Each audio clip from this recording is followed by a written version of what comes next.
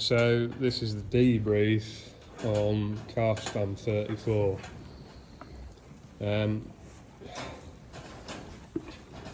Background to this is I try and be as accurate as I can with record keeping, service dates, AI dates. This is so I can manage my time, the cows, the diet and observation accordingly. If I show you here, you can hopefully see in that corner the light glowing. I've got a PT's head there, one there, another one down there. So this group pen is the next lot that are calving. There's 2 cameras observing that pen. Because 2 are on that, there's only 1 watching this. Likewise this side, that lot are all calved. This lot are due to calve. So they've got 2 cameras on. So because of that, this group here are my late calvers. That's based on PD date, that's based on knowledge of AI date and trying to observe natural service. So we come to here.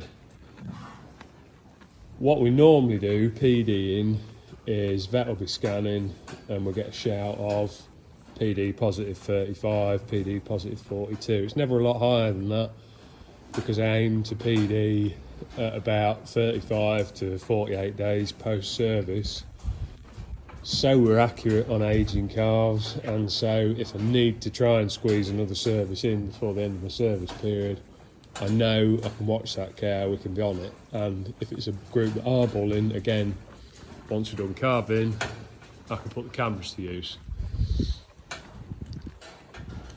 Now, for whatever reason, we've had a little bit of a change in protocol this year, and I wasn't really aware, and I'm not trying to throw anybody under the bus, but instead of hearing PD, excuse me, I've heard TD. So Tango Delta instead of Papa Delta. But it was TD 35.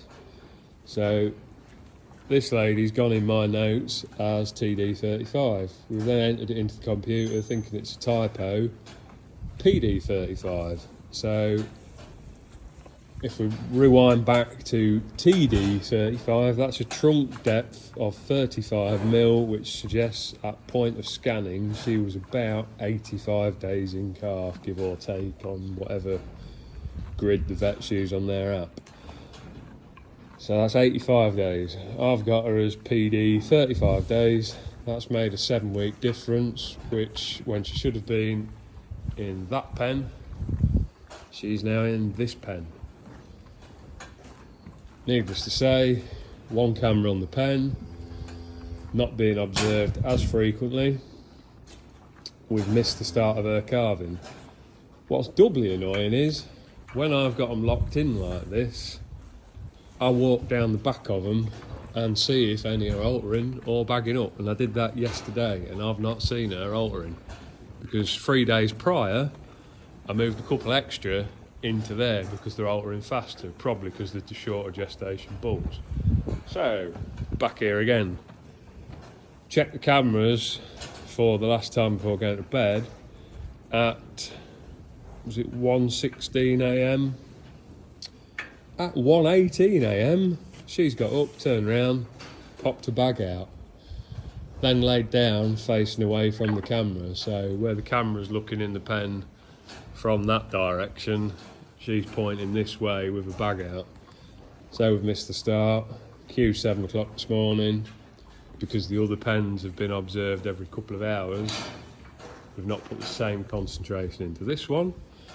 Come out at 7, see a head there with a foot above it, which will then lead me into showing you the review of the calf, which I'll clip in after.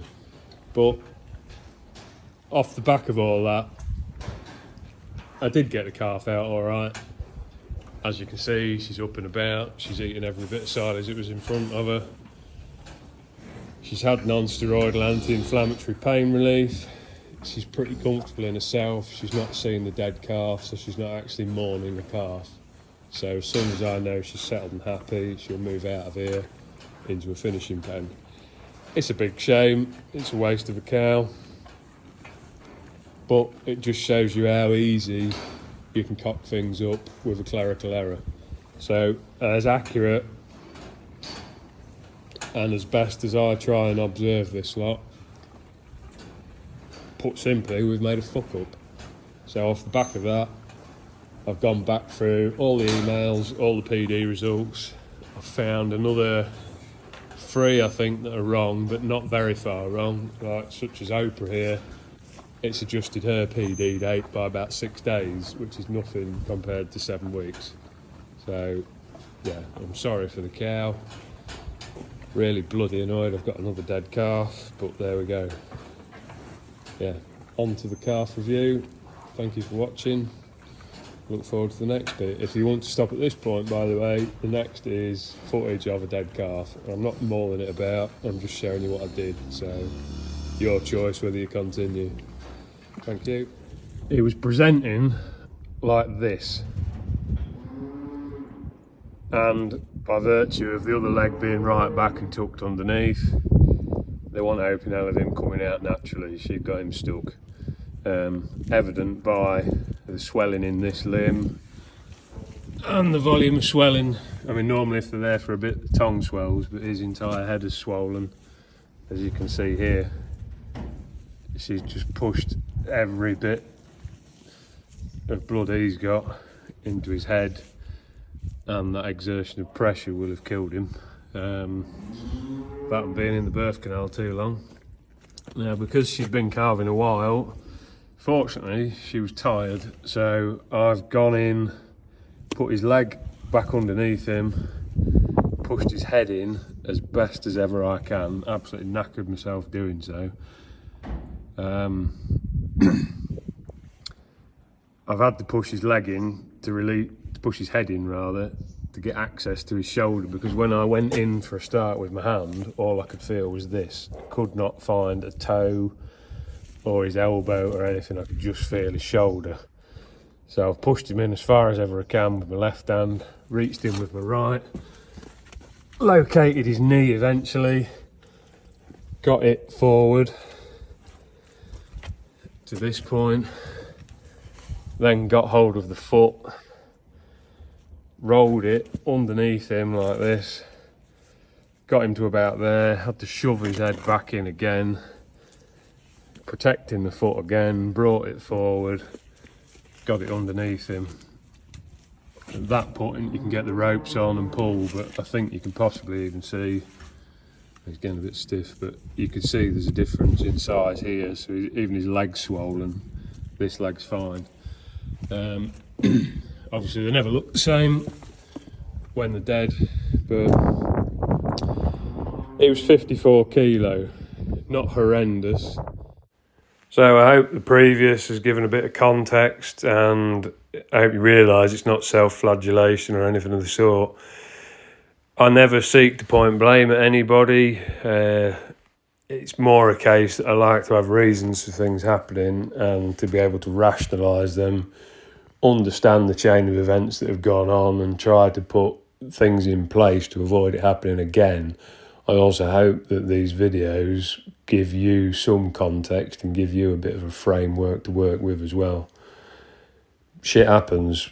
You do lose animals through human error. It's just trying to keep that percentage to a minimum. So on 100 cows, if we're at 1%, that's all I want to be, and ideally I want to be at less, but you can't win all the time. If this has been a help to you, please like and subscribe, follow the channel, follow the social media accounts, and if you want to chip in, buy a bit of merchandise or some of the gear off the website. Thank you.